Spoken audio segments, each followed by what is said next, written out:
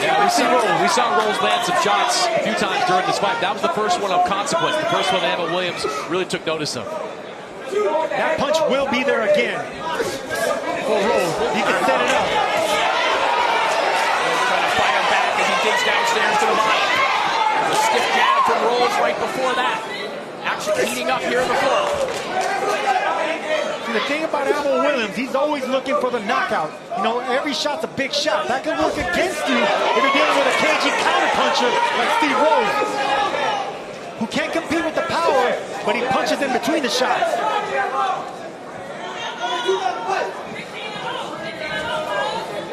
Now you see Rolls on the front foot, backing up Williams. That's respect right there. He got a little respect by that right hand he landed earlier. Williams going for a little bit of a walk here as we enter the final 10 seconds of round 4. Can ill afford to lose a point this late in the game. This has been a good round for Emma Williams, but there's Rolls again with that lead right hand. Scorecards could potentially be very interesting in this one. Emma Williams trying to make certain that he puts this round in the bank. You're telling me that man right there was ready to quit? No way. Ladies and gentlemen, after 10 rounds of action here in Orlando, we go to the judges' scorecards.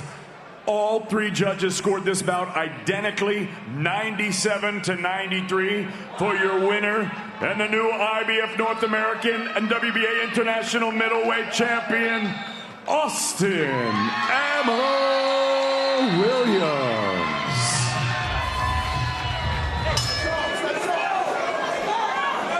Two rounds to go. What has been a fascinating world title clash. Unified welterweight title on the line. A unified champ, Jessica McCaskill. The WBO champion, Sandy Ryan. Ryan looking terrific over the last couple rounds. And we've been hearing the corner of Sandy Ryan. We have not been hearing anything from the McCaskill corner. The reason why, as McCaskill lands a nice right hand, the corner of McCaskill, Rick Ramos, declined to be mic'd up for this fight. Why am I not surprised? Ooh, good body shot on McCaskill. Excellent shot there. McCaskill's right hand gets there first before the left hook of Ryan. McCaskill fighting well off the ropes right now. Yeah, but Sandy Ryan having no respect for the power of McCaskill right now, fighting and taking it to McCaskill straight. Great right hand from Sandy Ryan lands there. McCaskill getting pushed back and beating out the game a little bit, but she turns Sandy onto the ropes now. Oh, good shot from McCaskill. The head of Sandy Ryan goes for a ride after a couple of those right hands from McCaskill. And this is McCaskill's opportunity. I mean, Sandy Ryan wants to fight the shorter fighter, the fiercer fighter, fighting her fight. And you've got to respect the way McCaskill really just bites down on her gum shoulder and lets shots go. And even when she's getting caught with some heavy shots, it's getting the crowd going, definitely this fight. McCaskill is as rugged a fighter as you're going to find in the sport of boxing when she wants to be. But Sandy Ryan is not intimidated by that rough tactics of McCaskill. And some of them own from Sandy there. They want to talk rough tactics.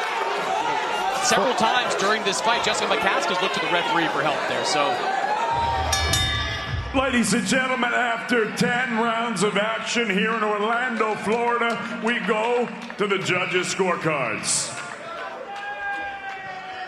Mark Streisand, 97-93, McCaskill.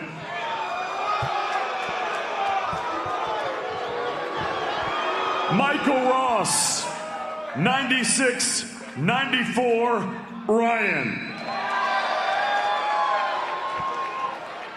Barry Lindenman scores this contest 95-95. We have a split draw. Let me be the first to say it, that was terrible. I hope they can hear me right now live on DAZN.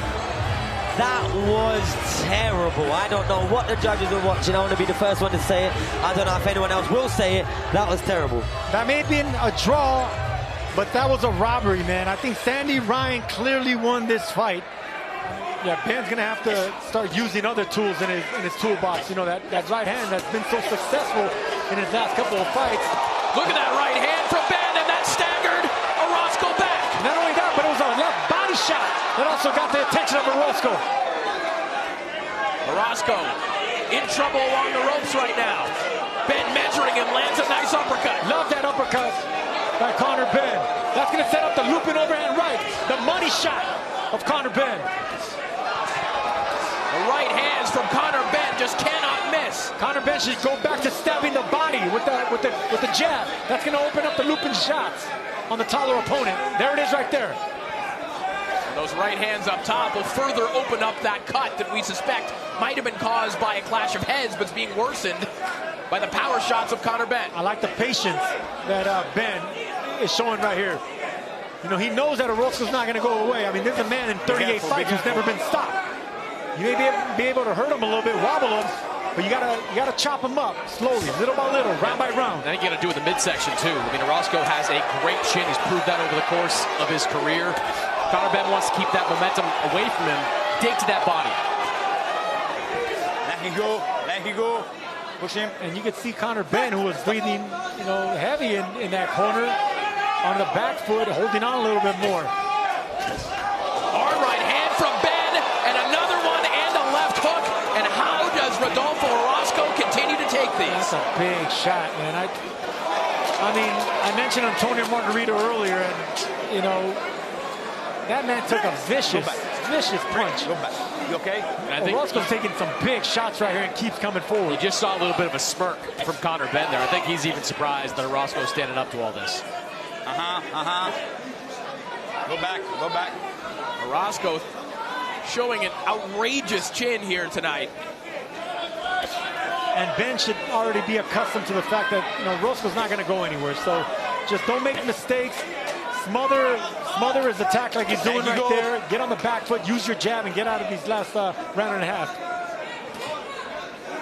All right, Chris, let's take a look at your scorecard. Hey. Yeah, I've got it 79-73, 7 rounds to 1 in favor of Conor Ben. Orozco has made this a really entertaining fight, and his ability to take punches has been terrific, but clear rounds being won by Conor Ben at this point. That left hand hurt Orozco to the body. Finally showed signs of being hurt right there. Now, Orozco bending at the waist a little bit here on the inside as he takes another body shot. The Mexican's hurt, and I don't know if Conor Ben knows it, but he's hurt to the body, and now it's the overhand right that will land now. Conor Ben should go for that money punch, that overhand right that he always lands. Orozco showing signs You touch them up. of the possibility that he can wilt, that something can hurt him. Clearly showing signs. There it is right there. There's that overhand right. It just missed. Well, that one sent Orozco stumbling back, and now Ben on the attack here with about 30 seconds remaining in round 9. I don't know if that right hand missed, Sergio. The way Orozco reacted to it, he turned his back to Conor Ben and looked like he was out. I didn't say it missed. I just said it wouldn't land cleanly. It was a glance punch, and his back was towards us. But we've seen the sweat fly. Let him go. Let him go. Ladies and gentlemen, after 10 rounds of action here in Orlando, we go to the judges' score totals, and they read as follows. David DeYoung and Frederick Flutie both scored this bout 99-91. Alexander Levin scores the bout 96-94. All three for your winner by unanimous decision, and still undefeated, Conor the Destroyer Ben.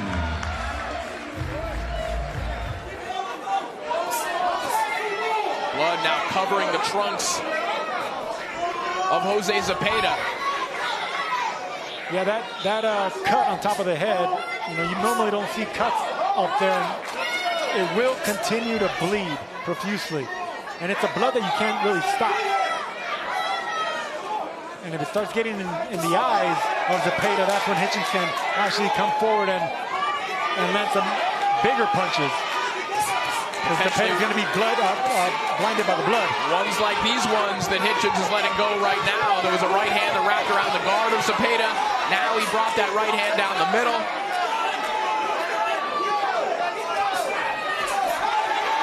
Beautiful 1-2 right there by Hitchins, and still has the frame of mind and discipline to back up, knowing that Zepeda could still be dangerous.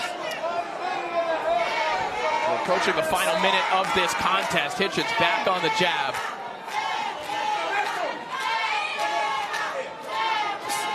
Here's some fans trying to chant for Jose Zepeda. Tell you what, Richards and Hitchins at 140 pounds is going to be very difficult to beat. Oh, yeah. Not to say the other champions, top fighters, Teofimo, Devin Haney, among others, Gabriel Matias as well. Not to say they aren't on a higher level than Jose Zepeda, but this style that Richard Hitchins fights, operating behind the jab, great movement, great athleticism. It's a very difficult style to beat. He describes himself as a nightmare matchup, style-wise, for any of those fighters. Cut it out. Now, let's go. And even if you're going to pick against Richardson Hitchins, you certainly can't think that that's a great style matchup for anyone. This set of tools is going to be a problem for anyone at 140. A problem with no solution so far, because this man is going to be hard to beat. Hitchins just pitched the shutout, in my opinion. No answers for the algebra problem here tonight. Ladies and gentlemen, after 12 rounds here in Orlando, we go to the judges' score totals. Lisa Jump and Troy Stermy both scored about 120 to 108. Michael Tate 119 to 109. All three for your winner by unanimous decision. He's still undefeated. He's still the IBF North American, and he's the new WBC Silver and WBO NABO Super Lightweight Champion, Richardson Hitchins. So Richardson Hitchins, victorious here in our main event, improving to 17-0. You heard the scorecards, 120-108 twice. One judge giving Jose Zepeda just one round, 119-109.